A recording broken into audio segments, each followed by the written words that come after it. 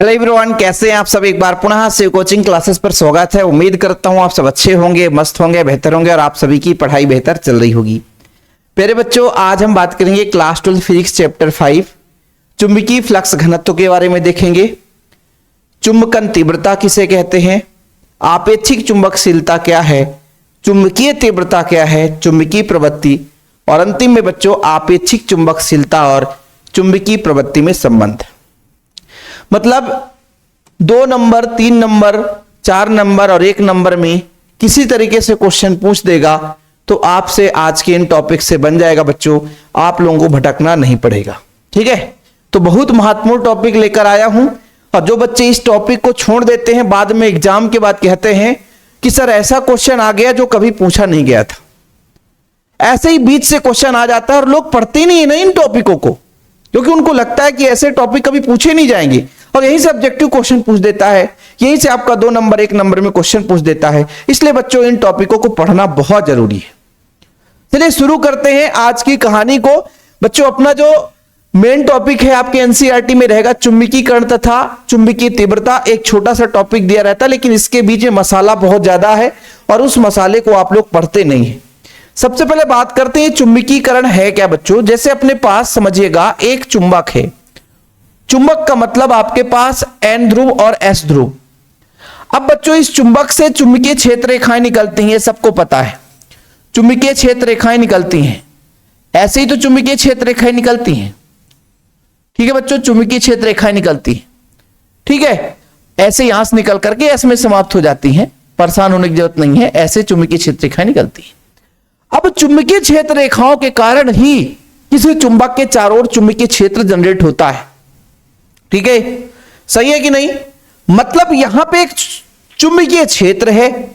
अच्छा, अब इस चुंबकीय क्षेत्र में कोई हमने चुंबकीय पदार्थ को ला दिया, चुंबकीय पदार्थ को ला दिया। अब उसमें कोई चुंबकत्व तो नहीं था, लेकिन चुंबकीय पदार्थ को लाया तो उसमें भी चुंबकन का गुण उत्पन्न हो गया। और चुंबकन का गुण इस तरीके से उत्पन्न होता है कि पास वाला विपरीत ध्रुव और दूर वाला क्षेत्र जो है उसमें सजाती ध्रुव उत्पन्न हो जाता है। फलस्वरूप ये इसको खींचने लग जाता है।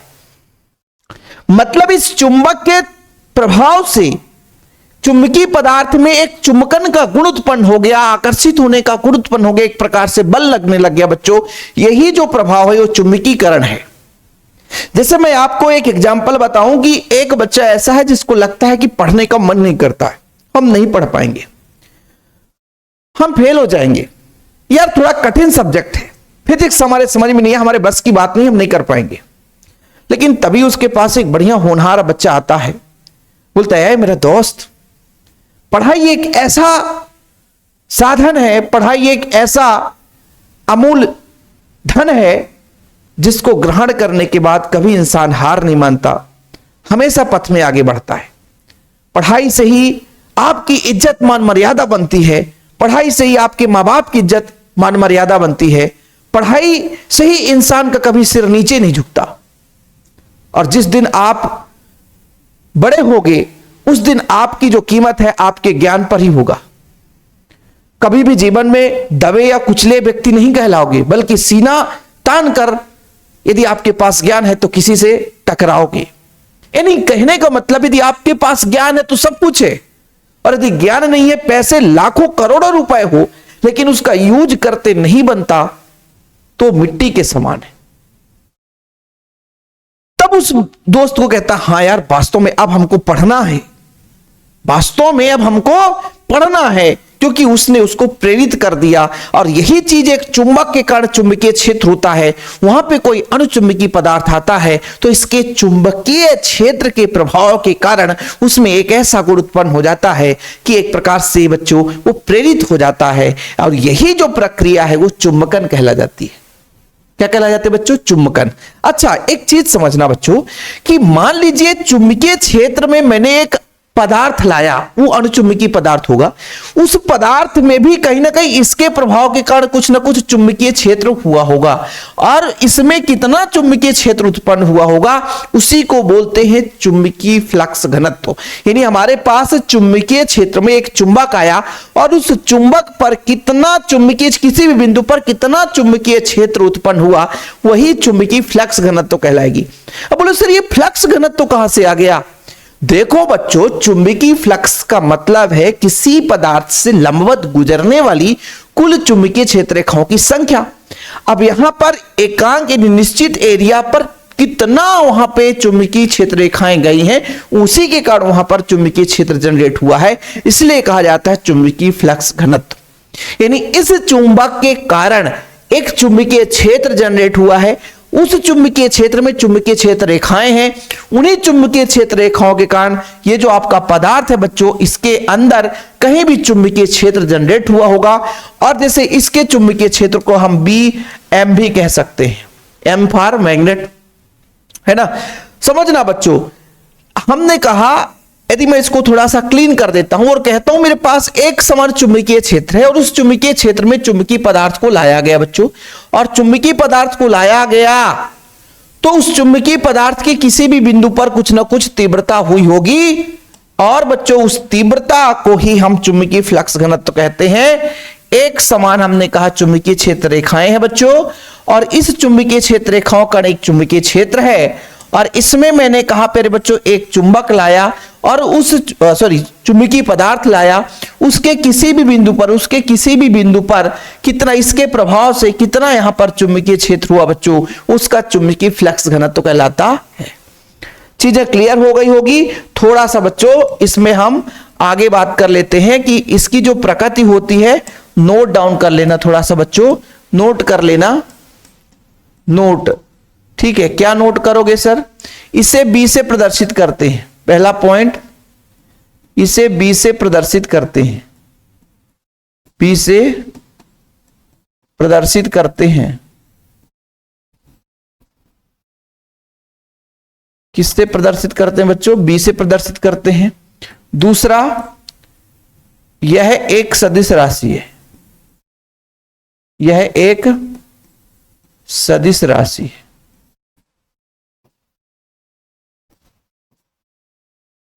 ठीक है सर। तीसरा, इसका जो मात्रक है प्यारे बच्चों,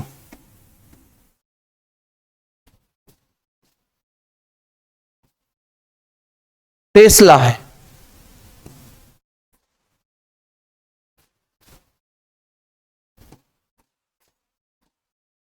न्यूटन प्रति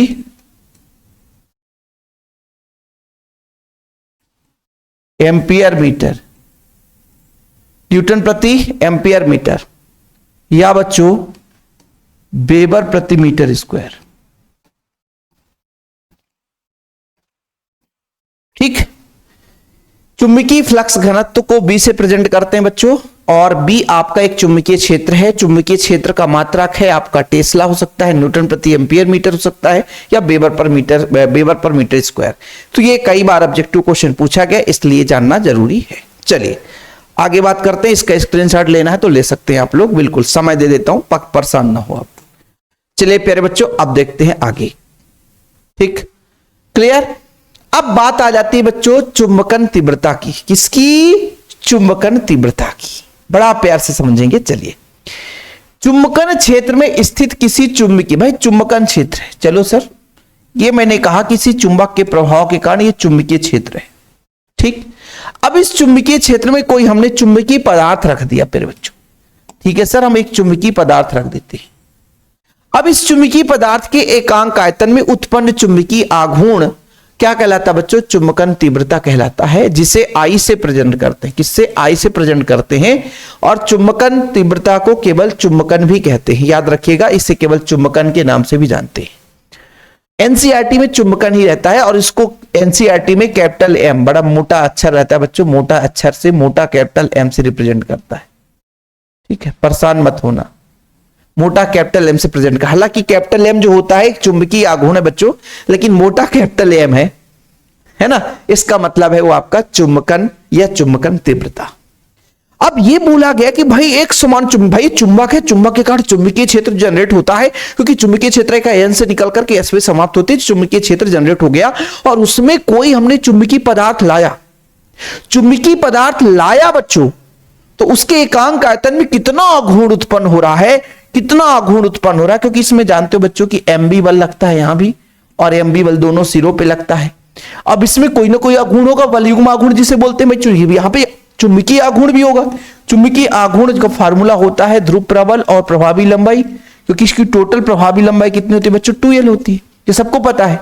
तो कहने का मतलब एक हमारे पास चुंबकीय क्षेत्र है और इसमें चुंबकीय पदार्थ लाया, तो उसमें एकांक आयतन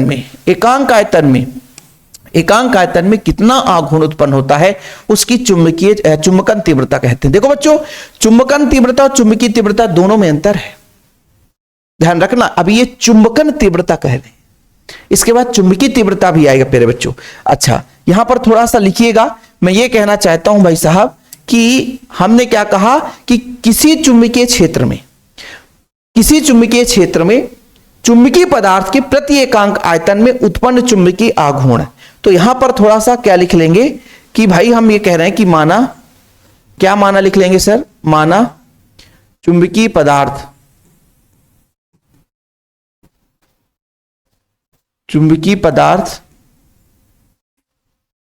के एकांक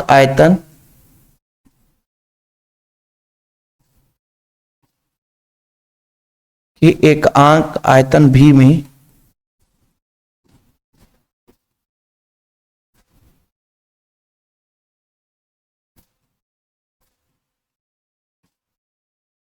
कैपिटल M है, तब I बराबर हो जाएगा बच्चों एकांक आयतन में उत्पन्न चुंबकीय आघूर्ण। क्या कहलाता है, चुंबकन तीव्रता कहलाता है या चुंबकन कहलाता है। अब बच्चों आप लोगों ने पढ़ा है कि चूंकि M बराबर क्या होता है, यदि मैं कह देता हूं यदि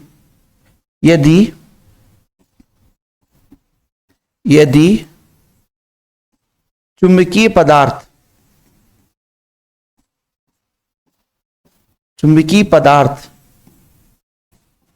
की प्रभावी लंबाई कितना माना जाता है बच्चों,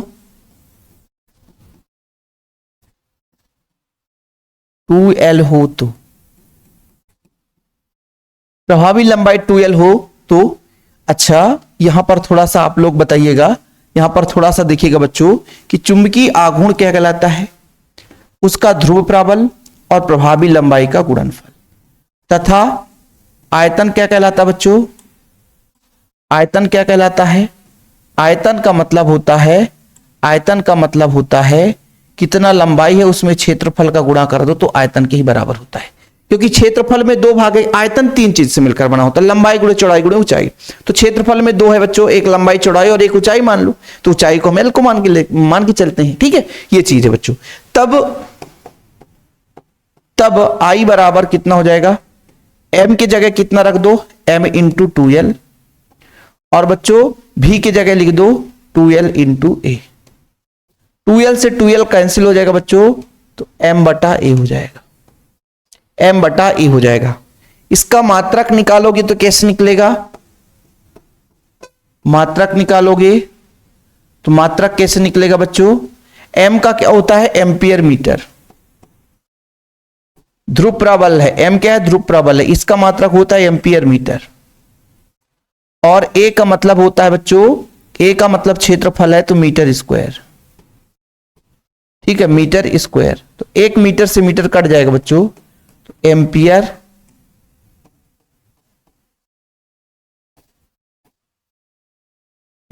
प्रति मीटर, इसका मात्रक हो गया, ठीक है। यदि आपसे कोई विमीय सूत्र पूछ दे तो आप बता सकते हो, विमीय सूत्र M है नहीं बच्चों, यहां पर मीटर यानी दूरी है तो L इनवर्स और एम्पियर का A हो जाएगा। कई बार ऑब्जेक्टिव में पूछा गया है, इसलिए चुंबकन तीव्रता से इतना कुछ आप लोगों को सीखना है जो मैंने भी कराया बच्चों, चुंबकन तीव्रता से, ठीक है, इतना आप लोगों को सीखना, इसके अलावा कुछ भी नहीं सीखना है, इतना आप लोगों को सीखना पड़ेगा। अभी ये शुरुआत है, समय लगेगा, क्लास थोड़ा लंबा चौड़ा चलेगा बच्चों, लेकिन आप लोगों से गुजारिश है कि वीडियो को भाई साहब थोड़ा सा शेयर कर देना। आप लोगों की जितना है ना जरूरत हो बच्चों, तो आप लोग कमेंट बॉक्स में अपना राय जरूर बताना कि किस टॉपिक पर क्या कैसा चल रहा है, और बाकी कोशिश तो यही रहता है कि आपके लिए हेल्पफुल कंटेंट आता रहे। ठीक है,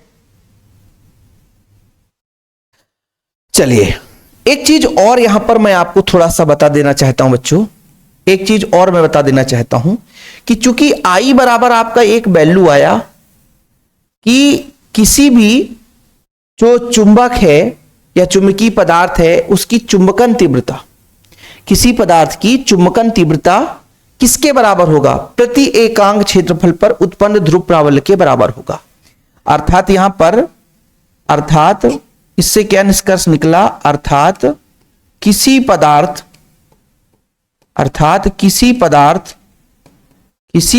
की चुंबकन तीव्रता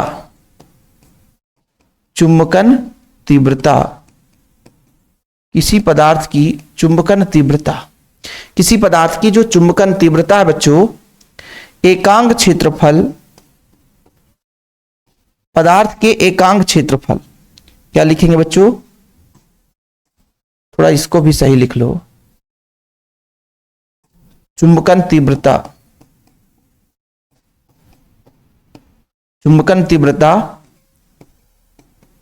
पदार्थ के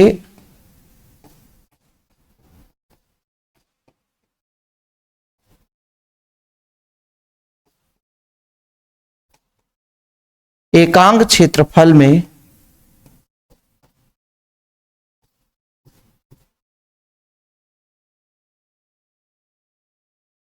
उत्पन्न ध्रुव प्राबल्य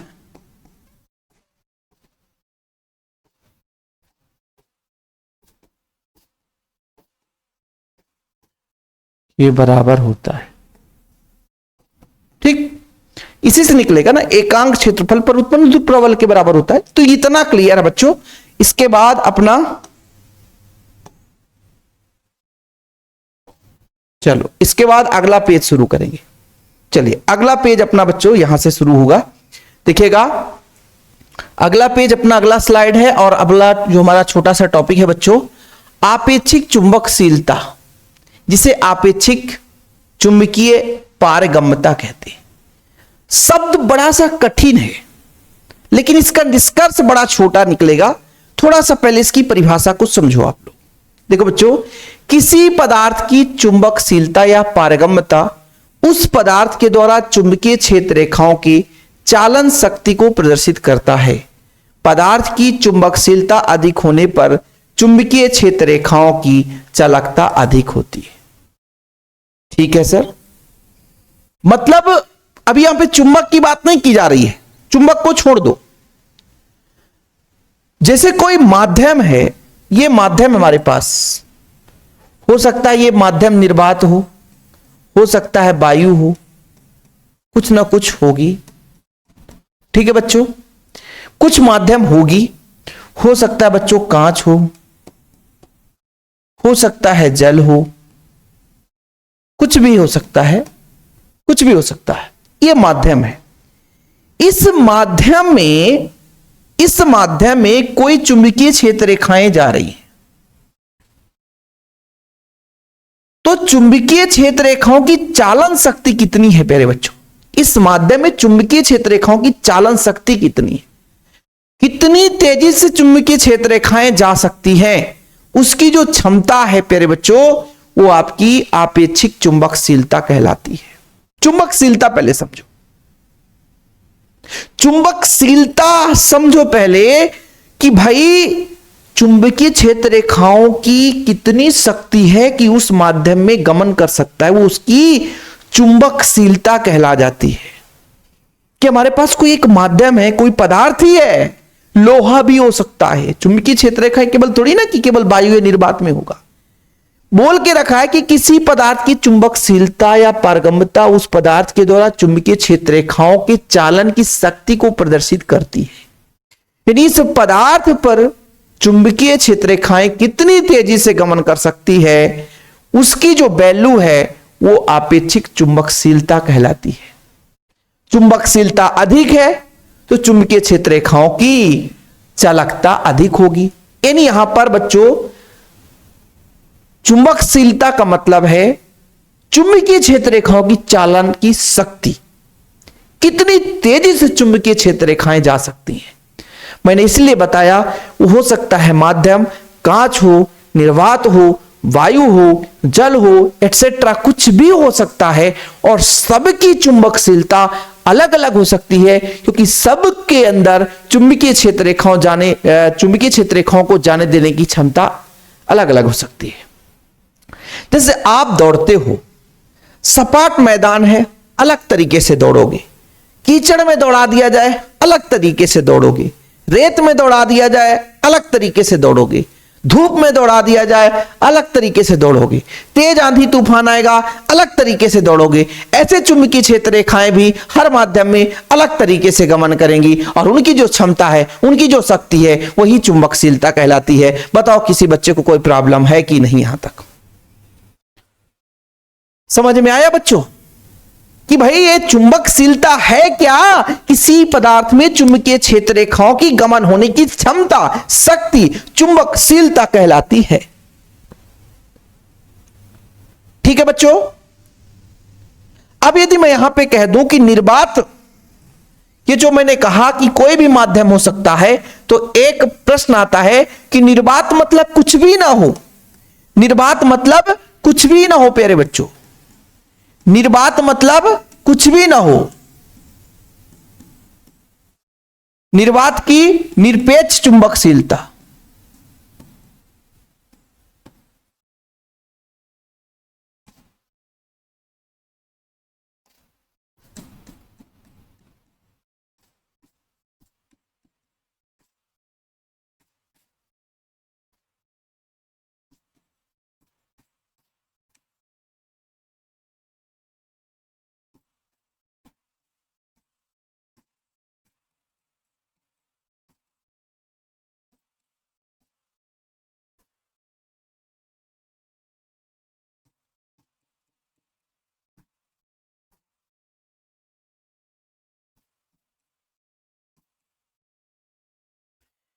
ये बच्चों आपके निर्वात की निरपेक्ष चुंबकशीलता आ गई। इसको आप लोगों को याद कर लेना है। ठीक है, याद कर लेना है कि निर्वात के निरपेक्ष चुंबकशीलता को हम किससे रिप्रेजेंट करते हैं? म्यू से रिप्रेजेंट करते हैं। इसका मान होता है 4 पाई इंटू 10⁻⁷ हेनरी पर मीटर। अब कहोगे सर ये क्या है? निर्वात मतलब कुछ भी माध्यम नहीं है, तो वहां पर 1 मीटर, कहने का तात्पर्य कि 1 मीटर चलने के लिए बच्चों यहां पर 4 पाई इंटू 10⁻⁷ हेनरी है ना। कहने का मतलब क्षमता है उसकी, क्योंकि चुंबकीय क्षेत्र की तीव्रता हेनरी, यानी इतनी चुंबकीय क्षेत्र रेखाएं जाती है 1 मीटर में, उसकी क्षमता है ना भाई, पर मीटर कितनी? 4 पाई इंटू 10⁻⁷, जिसको हम म्यू नॉट से प्रदर्शित करते हैं। अभी हम बात करें ये निरपेक्ष है किसके लिए? निर्वात के लिए। अब बच्चों अपेक्षा कैसे करते हैं? जैसे हम 2 बच्चे हैं तो हम बोलते हैं कालू की अपेक्षा सालू अच्छा पढ़ने वाला है, सीमा की अपेक्षा नेहा अच्छी पढ़ाई कर रही है, मतलब तुलना कर रहे होते हैं। हम तुम्हारे अपेक्षा कम पढ़ाई करते हैं, अपेक्षा है मतलब तुलना कर रहे हैं कि इसके अपेक्षा इतना। जैसे निर्वात का पता चल गया, अब निर्वात को लेकर के निर्वात के सापेक्ष किसी भी पदार्थ की हम चुंबकशीलता को तुलना कर देंगे, वो आपकी आपेक्षिक चुंबकशीलता कहला जाएगी। समझ लीजिए, बात करिएगा, समझिएगा भाई, पॉइंट को समझिएगा कि हमने कहा निर्वात नहीं, कोई माध्यम नहीं है, कोई पदार्थ नहीं है भाई, निर्वात नहीं, खाली है। वहां पर चुंबकीय क्षेत्र रेखाओं की जो क्षमता है जाने की, वो इतनी है। अब इसके अपेक्षा किसी पदार्थ की, तो उस पदार्थ की आपेक्षिक चुंबकशीलता कहलाई। इसके अपेक्षा ना, बोले ना, आपेक्षिक का मतलब होता है बच्चों अपेक्षा करना, है ना, किसी से तुलना करना कि तुम्हारे अपेक्षा हमारा बच्चा अच्छा पढ़ाई करता है। अरे भाई, तुम्हारे बहन की अपेक्षा हमारी बहन खूब पढ़ाई करती है। अरे भाई, तुम्हारे बेटे के अपेक्षा मेरा बेटा तो गधा है। अपेक्षा मतलब किसी को रख करके, फिक्स वैल्यू के रख आधार पर किसी दूसरे की तुलना कर रहे हैं हम। तो यहां पर निर्वात की अपेक्षा किसी भी माध्यम की निरपेक्ष चुंबकशीलता ले लेंगे बच्चों, तो वो उस माध्यम की आपेक्षिक चुंबकशीलता कहला जाएगी। समझ में आया क्या कहने जा रहे हैं बच्चों? कि किसी पदार्थ की निरपेक्ष चुंबकशीलता और निर्वात की चुंबकशीलता का यदि अनुपात ले लेंगे तो उस पदार्थ की आपेक्षिक चुंबकशीलता कहला जाएगी। देखिएगा मैं क्या कह रहा हूं, मैं अपने भाषा में कहता हूं कि पदार्थ की, मेरे भाषा में समझिएगा, पदार्थ की आपेक्षिक चुंबकशीलता कैसे निकालेंगे? पदार्थ की आपेक्षिक चुंबकशीलता कैसे निकालेंगे सर? बड़ा सिंपल है। मैंने ये बोला प्यारे बच्चों कि भाई निर्वात ले लिया आपने, निर्वात की निरपेक्ष चुंबकशीलता, निर्वात की निरपेक्ष चुंबकशीलता ले लिया और इसके सापेक्ष पदार्थ जो आपने ले लिया, पदार्थ की भी कुछ ना कुछ क्षमता होगी ना बच्चों, पदार्थ की निरपेक्ष चुंबकशीलता, ठीक है। अर्थात सर ये गड़बड़ बता रहे हो आप? हम गड़बड़ नहीं बता रहे हैं। देखो भाई, चुंबकशीलता, पदार्थ की आपेक्षिक चुंबकशीलता अपेक्षा की जा रही है, अपेक्षा की जा रही बच्चों, तो म्यू आर से रिप्रेजेंट करेंगे। किससे अपेक्षा की जा रही है? निर्वात में म्यू नॉट से, और किसी पदार्थ की चुंबकशीलता होगी म्यू। तो जो म्यू होता है बच्चों, जो म्यू होता है म्यू और म्यू नॉट के गुणा के बराबर होता है। कहने का मतलब यहां से जो म्यू का मान निकालेंगे, यानी पदार्थ की निरपेक्ष चुंबकशीलता, तो आपेक्षिक चुंबकशीलता और बच्चों निर्वात की चुंबकशीलता के बराबर होगा, मल्टीप्लाई के बराबर होगा। यह जरूरत पड़ेगा आगे चलकर, यह जरूरत पड़ेगा।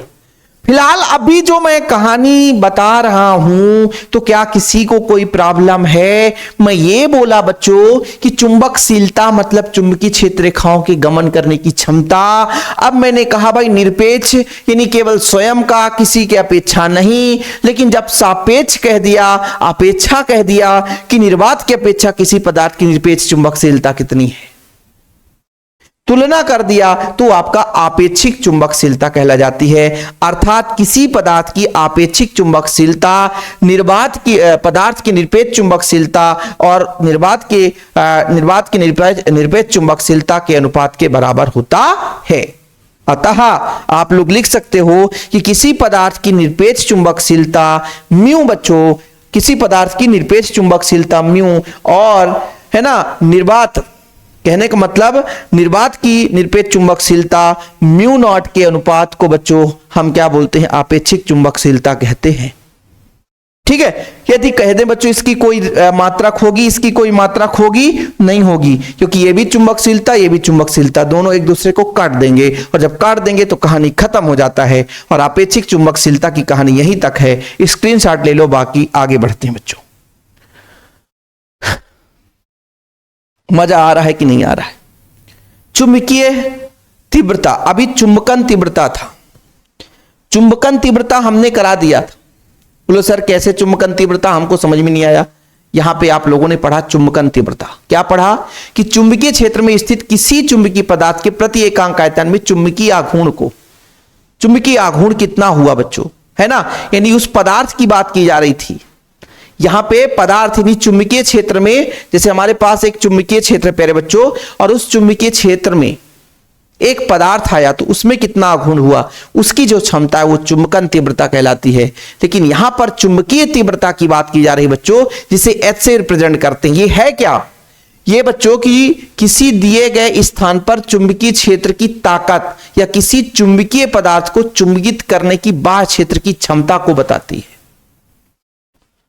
बात को समझिएगा, जो चुंबकन तीव्रता था, जो चुंबकन था बच्चों, या चुंबकन तीव्रता था, वो ये बताता था कि उस पदार्थ पर कितना आघूर्ण उत्पन्न, एकांक आयतन में कितना आघूर्ण उत्पन्न होता है। लेकिन ये जो चुंबकीय तीव्रता है, ये उसकी क्षमता को बताता है कि कितना किसी को प्रेरित कर सकता है। मतलब हम एक चुंबक हैं, अपने आसपास कितना चुंबकीय क्षेत्र जनरेट कर सकते हैं, वो तीव्रता बताता बच्चों, चुंबकीय तीव्रता, जिसको हम H से रिप्रेजेंट करते हैं। ठीक है बच्चों, यह एक सदिश राशि है, फैक्ट का चीज है, ऑब्जेक्टिव क्वेश्चन पूछा जाता है। ठीक है, जो कि दिए गए स्थान पर चुंबकीय क्षेत्र की ताकत किसी चुंबकीय पदार्थ को चुंबकित करने की बाह्य क्षेत्र की क्षमता को बताता है। ठीक है बच्चों, क्लियर। चुंबकन क्या है? किसी चुंबकीय पदार्थ पर एकांक आयतन में उत्पन्न आघूर्ण है। लेकिन प्यारे बच्चों, ये जो है किसी बाह्य चुंबकीय क्षेत्र के कारण है ना, चुंबकन करने की जो क्षमता है, ताकत है, ये चुंबकीय तीव्रता कहलाती है। ठीक है, जिससे हम बच्चों यदि हम बात करें तो कैपिटल H से प्रदर्शित करते हैं, इसका मात्रक एम्पियर पर मीटर है। क्या है? Ampere per metre. पढ़ना भाई साहब। अच्छा सर, एक इसकी परिभाषा अलग भी आता है, वो परिभाषा कैसे आता है? जैसे मैं कहता हूं एक परिनालिका है, समझना बच्चों, एक एक पॉइंट आपको समझाता हूं। परिनालिका कैसे बनता है प्यारे बच्चों? ये परिनालिका बनाने का तरीका है, ये परिनालिका है। और परिनालिका कैसे बनता है? परिनालिका में ये तांबे के विद्युत ऊर्ध्व तार को लपेट देते हैं, तो ये आपका परिनालिका बन जाता है। क्या बन जाता है बच्चों? परिनालिका, जिसमें आई धारा बह रहा है। आई में यहां पे स्मॉल आई करता हूं, स्मॉल आई धारा। क्यों स्मॉल आई कर दिया? क्योंकि अभी मैंने आपको एक चीज समझाया था बच्चों, अभी मैंने आपको समझाया था, यहां पे देखो जरा, चुंबकन तीव्रता, तो यहां पर मैंने इसको आई से रिप्रेजेंट किया था, इसलिए आप लोग परेशान मत होना। इसमें आई धारा और इसके प्रति एकांक आयतन में फेरों की संख्या स्मॉल, प्रति एकांक भाग पर, एकांक लंबाई पर फेरों की संख्या n है बच्चों। तब इसके अंदर किसी भी बिंदु पर जो चुंबकीय क्षेत्र, किसी भी बिंदु पर बच्चों आपसे कह दूं कि चुंबकीय क्षेत्र ये होता है म्यू नॉट एन आई के बराबर। अब ये आप लोग कहां पढ़े हो सर? ये आप लोग कहां पढ़े हो बच्चों? तो ये आप लोगों ने पढ़ा है चैप्टर नंबर 4 में, चैप्टर नंबर 4 में, चैप्टर नंबर 4 में ये आई है प्यारे बच्चों। चैप्टर नंबर 4 में पढ़ा है आप लोगों ने कि भाई साहब किसी भी धारावाही परिनालिका के केंद्र पर या धारावाही परिनालिका के अंदर चुंबकीय क्षेत्र कितना होता है। ठीक है, चुंबकीय क्षेत्र कितना होता है। ठीक है बच्चों, ये चीज आपने पढ़ा है कि नहीं पढ़ा? अब इसमें से प्यारे बच्चों, इसमें से यदि हम एन आई को रिप्रेजेंट कर दें, एन आई को, एन आई, तो बी बराबर म्यू एच हो जाता है, जहां एच जो है बच्चों एन आई के बराबर है। एच आपका किसका बच्चों? एन आई के बराबर है।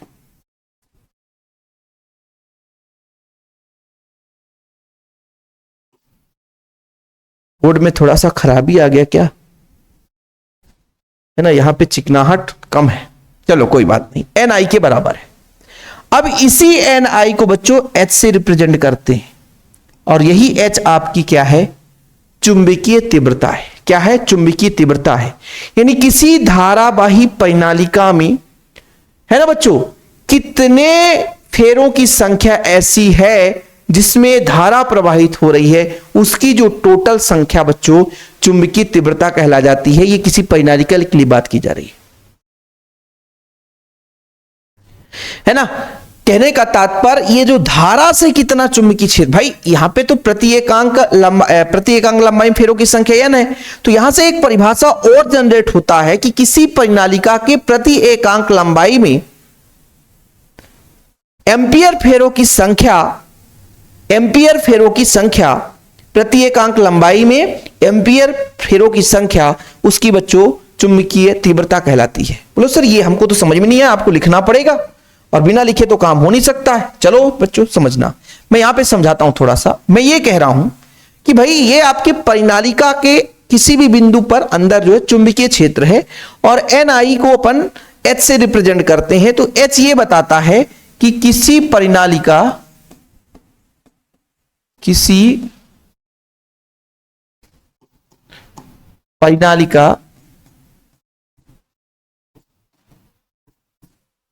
किसी परिनालिका के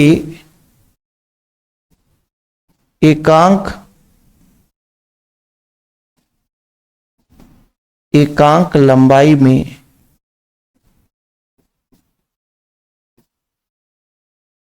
प्रवाहित एम्पियर फेरों की संख्या, फेरों की संख्या क्या कहलाती है बच्चों? चुंबकीय तीव्रता कहलाती है।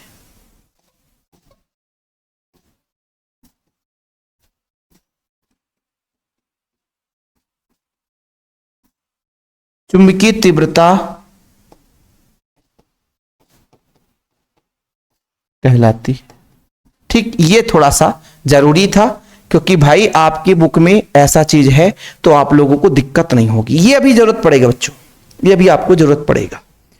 कहानी में ट्विस्ट आएगा, कहानी में ट्विस्ट लाएंगे, लेकिन सर कब लाओगे?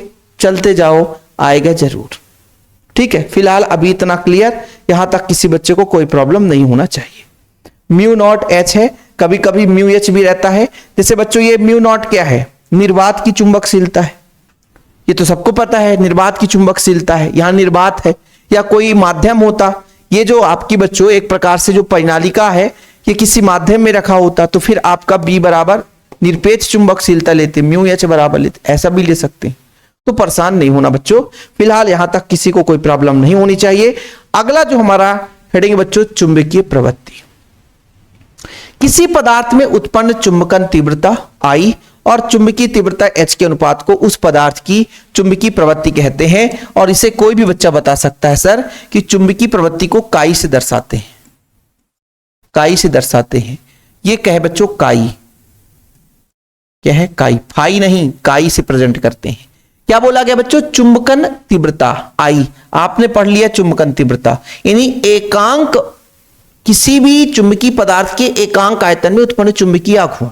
ठीक है, और उसकी चुंबकीय तीव्रता, चुंबकीय तीव्रता का मतलब है बच्चों कि बाह्य चुंबकीय क्षेत्र से कितना आरोप लगा सकता है, कितना वहां पे चुंबकीय क्षेत्र आरोपित कर सकता है, उसकी जो क्षमता है। या ऐसे कह सकते हैं कि धारावाही परिनालिका की एकांक लंबाई में एम्पियर फेरों की जो संख्या है। ठीक है, दो चीज बच्चों, यहां से आपका वैल्यू निकल कर आ चुका है। और ये दोनों के दोनों बच्चों एक प्रकार से तीव्रता ही है, ये भी तीव्रता, ये भी तीव्रता है। तो इकाई कुछ होगा नहीं, इसका मात्रक कुछ होगा नहीं बच्चों, मात्रक लिखने की जरूरत है नहीं। ठीक है, कि मात्रक होगा, नहीं होगा, दोनों बच्चों सेम है, इसलिए मात्रक की जरूरत नहीं है।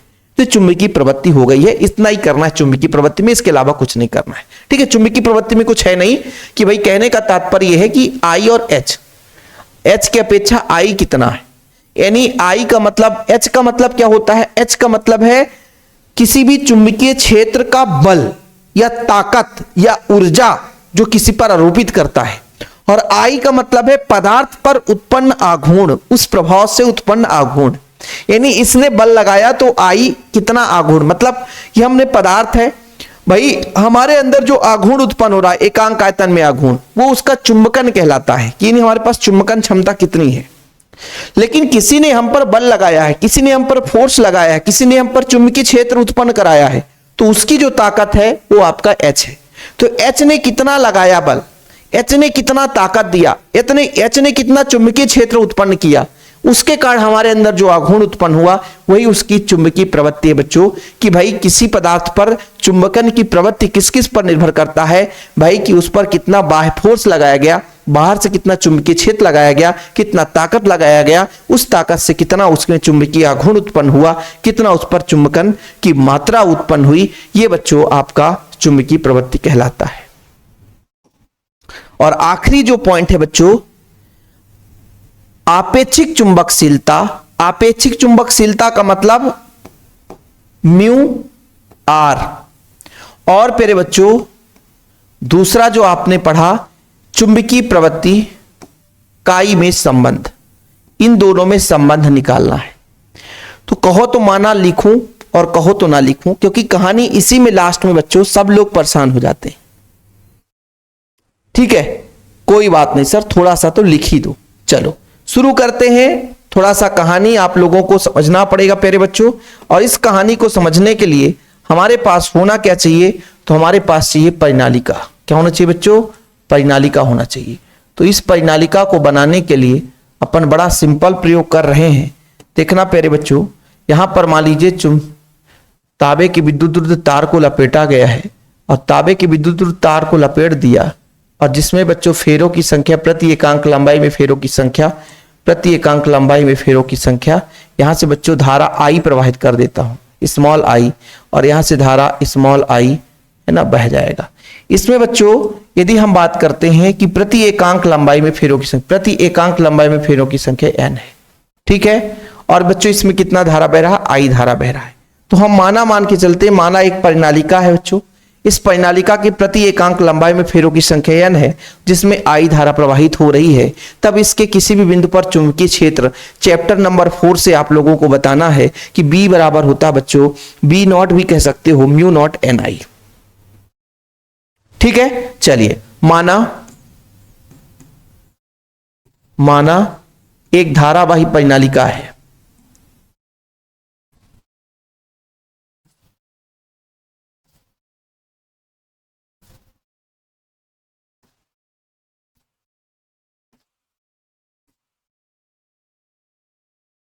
टेढ़ा हो जाता है यार आज। काम करो सर, पूरा खत्म करो।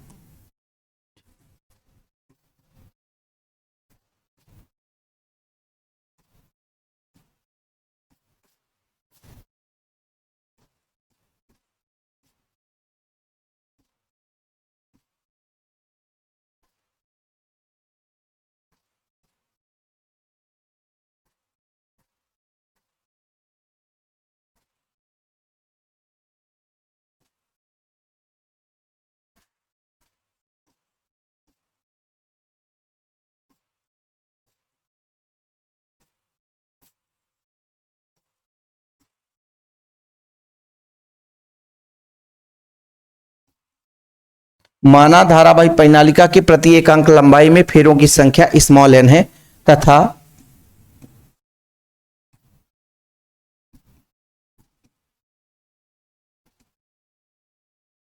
परिनालिका में आई धारा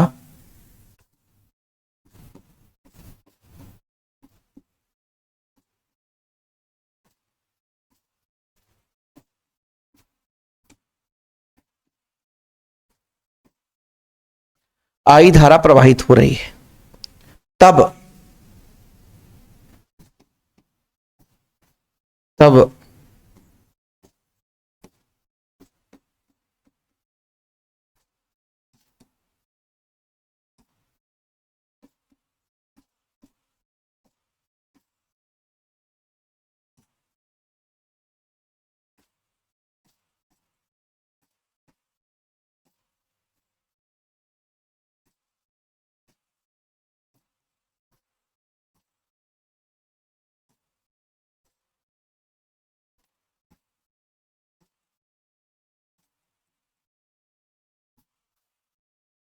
ये लो बच्चों, यहां तक क्लियर।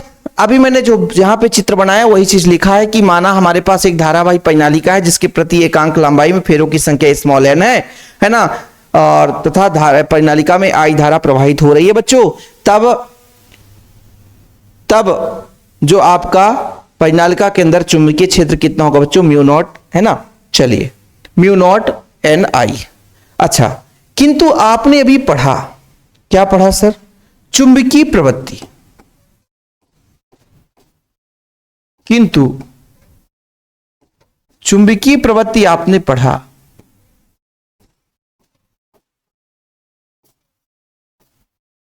क्या पढ़ा सर? H बराबर एन आई होता है कि नहीं? ये आपने पढ़ा अभी। तो यहां पर बच्चों, यहां पर इसलिए हम कह सकते हैं म्यू नॉट बराबर म्यू एच कर सकते हैं, म्यू नॉट एच बिल्कुल कर सकते हैं सर। ऐसा क्यों? क्योंकि इस एन आई की जगह एच कर दिया हमने। अच्छा, अब हमारे पास बच्चों इस परिनालिका के अंदर चुंबकीय क्षेत्र पता चला कि धारा प्रवाहित किया तो चुंबकीय क्षेत्र उत्पन्न हुआ। अब मान लीजिए कोई क्रोड है, भाई ये जो विद्युत तांबे का तार लपेटा गया किसी न किसी क्रोड में ही लपेटा गया है। भाई ये क्रोड होगा, इसमें तार को अपन, ये तार है बच्चों, ये तार को अपन लपेट दे रहे हैं तो ये क्रोड होगा, और क्रोड का भी कुछ ना कुछ तो चुंबकीय क्षेत्र हो सकता है भाई, है ना। मान लीजिए कोई परिनालिका के अंदर क्रोड है ना, क्रोड के रूप में कोई परिनालिका के अंदर कुछ ना कुछ तो भरा होगा ना भाई, ठीक है। तो कहीं ना कहीं उसका भी कुछ ना कुछ चुंबकीय क्षेत्र होगा। जैसे मैं कहता हूं कि थोड़ा सा यहां पर समझिएगा कि माना यदि परिनालिका जो हमने लेके रखा है, यदि परिनालिका के क्रोड में बच्चों बात कर रहे हैं, में कोई पदार्थ भरा हो,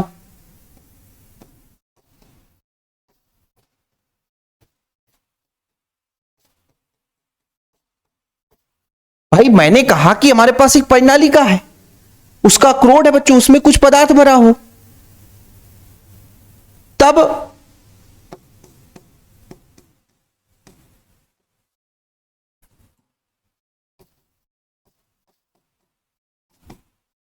परिणामी चुंबकीय क्षेत्र कितना होगा, इसी को तो समझना है।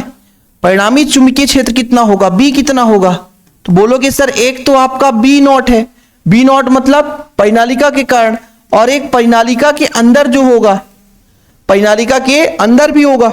मैंने कहा परिनालिका के अंदर भाई एक पदार्थ है, जहां पर यहां पे जो आपका बच्चों, जहां बी एम का मतलब क्या है, बी एम का मतलब क्या है ना, परिनालिका के क्रोड के अंदर जो पदार्थ भरा है बच्चों, उसका जो चुंबकीय क्षेत्र, उसके अंदर जो चुंबकीय क्षेत्र है,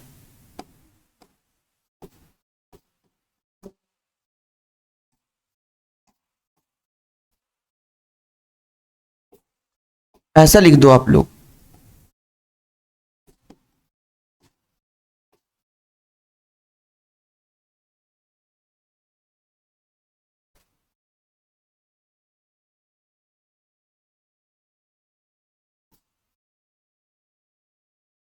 ओह माय गॉड, ये चीज निकल कर आया।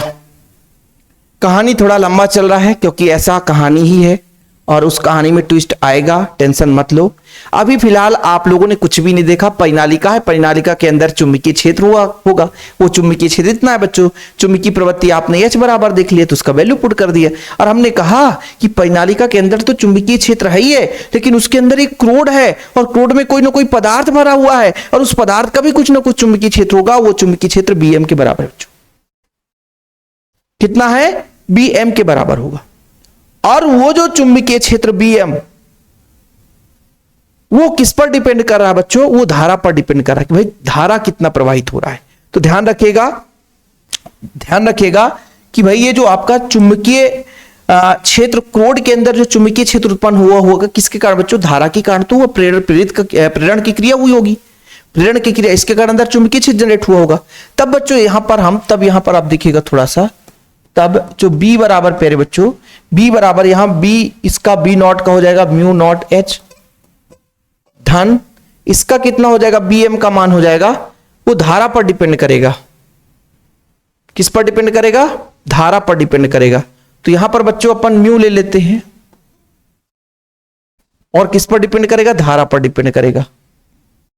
धारा कौन सा है, I है, ये I हो गया, ठीक है। बाकी निर्वात में ही है तो इसको भी म्यू नॉट कर लेते हैं, म्यू नॉट I, ये अपन ने धारा कर लिया बच्चों। बोलो सर क्या गड़बड़ तो नहीं है नजर कहीं पे, कहीं पे गड़बड़ तो नहीं है। गड़बड़ होगा तो फिर गड़बड़ हो ही जाएगा भाई, गड़बड़ होगा तो गड़बड़ हो ही जाएगा, इसलिए थोड़ा सा समझना है। नहीं तो गड़बड़ तो है सर, थोड़ा समझ लो भाई, थोड़ा सा कहीं गड़बड़ नजर आ रहा है। हाँ चलो ठीक, यहां पे मैं एक लाइन लिख ही देता हूं, यहां पर मैं लिख देता हूं बच्चों कि जो क्रोड है, Bm जो है क्रोड में भरे पदार्थ का चुंबकीय क्षेत्र है, जो कि जो कि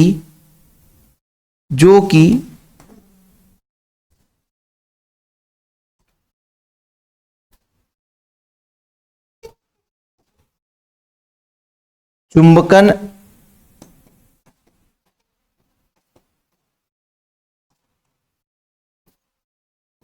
तीव्रता के समानुपाती होता है।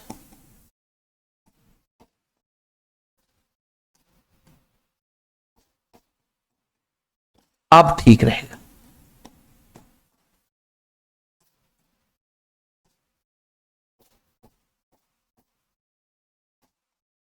अर्थात जो आपका BM है वो I पर निर्भर करेगा, चुंबकन प्रवृत्ति चुंबकन तीव्रता पर निर्भर करेगा।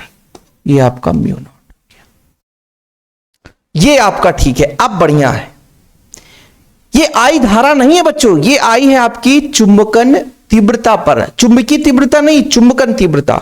आपको बताया गया चुंबकन तीव्रता, ये चुंबकीय प्रवृत्ति है, चुंबकीय तीव्रता है।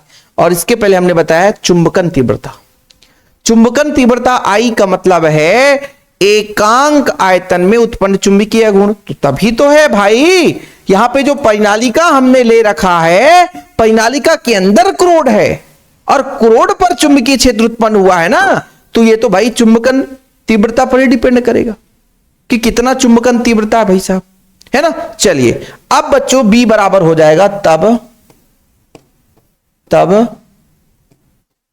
B बराबर कितना होगा प्यारे बच्चों, B नॉट का मान मतलब म्यू नॉट H धन, और BM का मान कितना है बच्चों, म्यू नॉट I। ठीक है सर, इन दोनों में से कुछ कॉमन आ रहा है, म्यू नॉट कॉमन ले लो, H धन I हो गया, H धन I हो गया। ठीक है बच्चों, अब थोड़ा समझिएगा।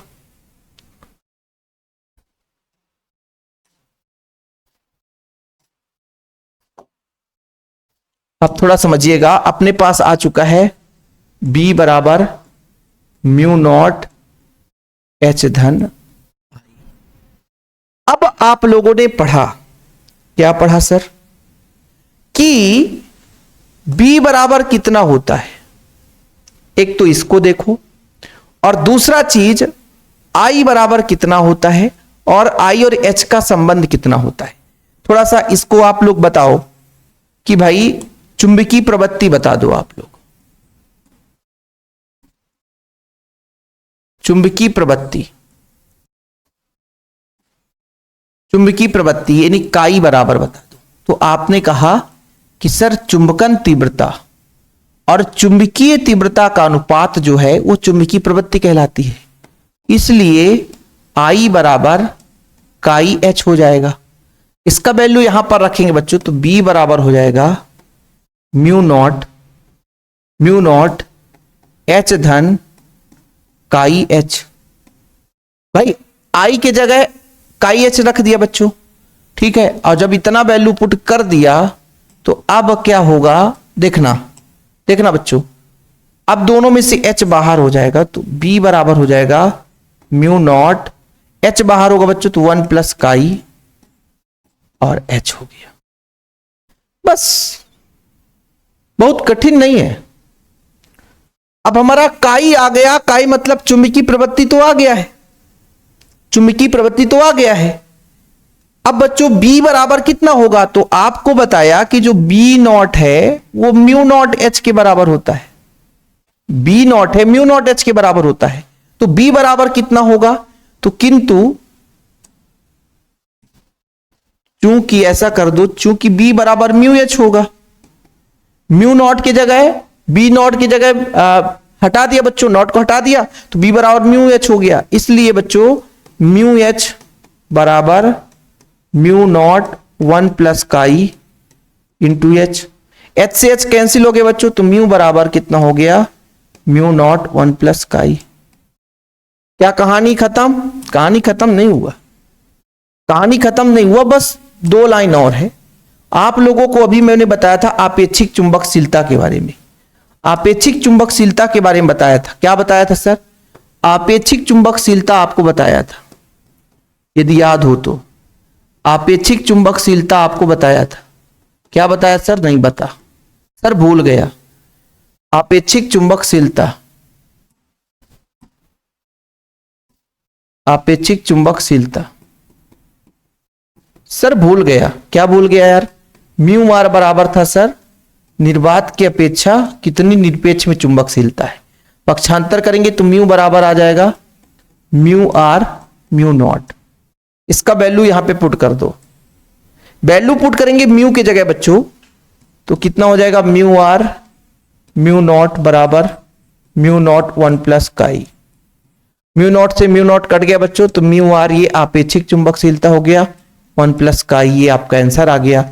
और यही हम निकालते निकालते बच्चों यहां तक पहुंचे हैं। जिस चीज की इंतजार थी बच्चों वो अपनी कंप्लीट हो चुकी है।